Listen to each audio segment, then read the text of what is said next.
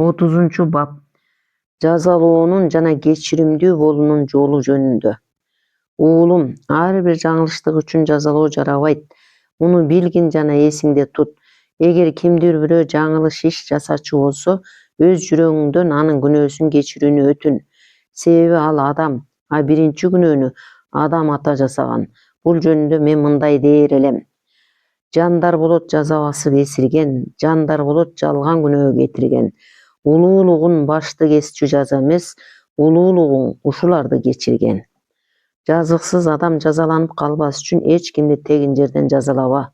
Ары кандай майда барат нерсе үчүн каарданба жана каарың келип турса да ачууңду тыя билгенге үйрөн.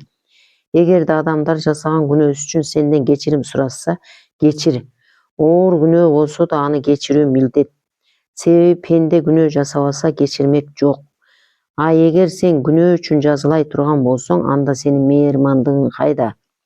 Эгер сен күнөөнү кечирүүнү өзүңө зарурат кылып алсаң, абийириңди жана улуулугуңду жоготпойсуң. Кимдир бирөөнүн күнөөсүн кечирген соң аны жемелебе жана жаңылыштыгын эске салба. Антпесең күнөөсүн кечирбеген сыяктуу болосуң.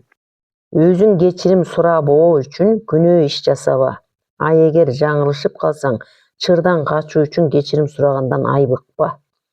Эгер кимдир бирөө жазага татыктуу жаңылыш иш кылса, адегенде кетирген жаңылыштыгынын баасын аныктап алгын дагы андан сен ылайыктуу жазасын бер. Адилетчил адамдар айтышкан: жаза өкүмү күнөөгө жараша.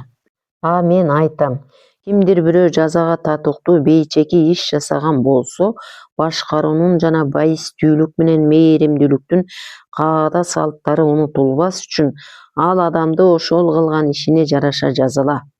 Бир дархемдик күнөө үчүн жарым дархемдик жазага тартсаң, сен жароокер да кең пейил да адам бойдон каласың. Анткени кең пейил адамдар таш боор болушпайт. Икая. Менин угушума караганда, Муавия доорунда кимдир бирөөлөр күнөөлүү иш жасап, аларды жазалаш керек болот. Муавия айыпкерлерден башын алып салууну буйруйт. Ошентип алардын башын алып жатканда кезеги келген бирөөнү жетелеп келсе, ал: "О, момундардын өкүмдары, сен бизди эмне кылба, биз ага татыктуубуз. Мен өз күнөөмдү мойнума алам. Бирок жараткан үчүн эки сөзүмдү угуп, ага жооп бер" дептир. Муавия айт дегенде тиги адам: "Сенин момундугуң жана айкөлдүгүң бүткүл ааламга маалым. Эгер биз күнөө ишти момундугу жана айкөлдүгү сага тең келбеген падышага каршы жасачу болсок, ал падыша бизди эмне кылмак?" дейт. Муавия жооп берет: "Мен берген жазаны ал да бермек". Анда тиги адам айтат: "Эгер ошол ырайымсыз зулумдан айырмаң болбосо, анда сенин момундугуңдан жана айкөлдүгүңдөн бизге эмне пайда?" Ошондо Муавия: "Эгер сен бул сөздөрдү биринчи болуп айтсаң, мен эч кимдин башын алдырмак эмесмин. Мен эми калганыңардын күнөөңөрдү кечирейин" деп айтыптыр. Ошон үчүн кылмышкер сенден ырайым кылууну өтүнсө, макул де жана кечирилбей турган кылмыш болбосун эсиңе түйүп ал. Эгер муктаж адам сага кайрылып, анын өтүнүчү сенин ыйманыңа зыян келтирбесе жана андан сенин күнүмдүк тиричилигиң аксап калбаса, тиги кишинин жүрөгүнө ылазат берүү үчүн суранычын аткар. Анын сен жөнүндөгү жакшы пикирин алдаба. Асыресе ал киши сен жөнүндө жакшы пикирде болбосо, сенден эч нерсе сурамак эмес. Муктаж кезинде ал сенин туткунуң. Ошон үчүн муктаж болуу, туткун болуу деген кеп бекер айтылбаган. Туткундарга мээриман болуу милдет, себеби туткунду өлтүрүү айып жана күнөөгө тете. Ал үчүн бул иште жаңылыштык кетирип, эки дүйнө ырасап болбо.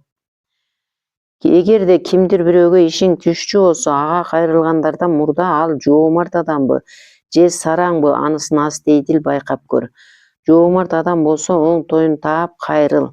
Ал кайсы бир ишке кыжаалат болуп турганда жана ачка кезинде эч нерсе сураба. Суранычыңды айтканы барган учурда жакшы сөздөрдү сүйлөп отур. Баардык жакшы каада салтты аткар. Андан соң өтүнүчүңдү кыска айт. Сөздөрүң сылык, сыпаа болсун. Анткени сыпаалык экинчи көмөкчүң экенин жадыңдан чыгарба. Зарыл нерсеңди ыгы менен сурасаң, эч качан тилек кылганыңды албай кетпейсиң. Бул тууралуу менин ырым бар. Сүйүү ышкысы так кетирип айланы, сүйгөнүңө жеткиң келсе айдагы. Көңүлүңдү көлдөй толкуп ачып сал, көр оокатты, унут айла пайданы. Кимге гана ишиң түшпөсүн, өзүңдү анын алдында кул жана малай сыңары карма. Эгер тилегениңе жетчү болсоң, жүргөн жериңдин баарында аны алкап жүр. Себеби Алла Таала айткан: шүгүр десеңер мал дөөлөтүңөрдү көбөйтөм. Алла Таала шүгүр дегендерди сүйөт. Ал эми биринчи жакшылык үчүн ыраазычылык айтуу, бул экинчи тилегениң аткарылат деп үмүт этүү. Ал эгер сенин тилегиңди аткарбаса, анда өз бактыңдан көр. А тиги адамды күнөөлөбө, себеби ал сенин күнөөлөгөнүңдөн коркпойт. Корко турган болсо, сенин суранычыңды аткармак. Ал эгер нарксыз жана сараң адам болсо, соо кезинде андан эч нерсе сураба. Мас экенинде сура. Анткени нарксыз жана сараң адамдар эртеси марттыгына өкүнүшкөнү менен мас кезинде мартыраак болушат. Эгерде нарксыз адамга ишиң түшчү болсо, сен аянычтуу бечара экениңди бил. Анткени мындай деп айтылган: адамдардын 3 түрү аябоого муктаж: акылы жокко баш ийген акылдуу, алсызга баш карткан күчтүү жана нарксыздын жардамына муктаж берешен. Баш сөздө баян этилген жана бул айткан сөзүмдөн бил. Сага ар бир иш тууралуу кудуретим жетишинче айтып бердим.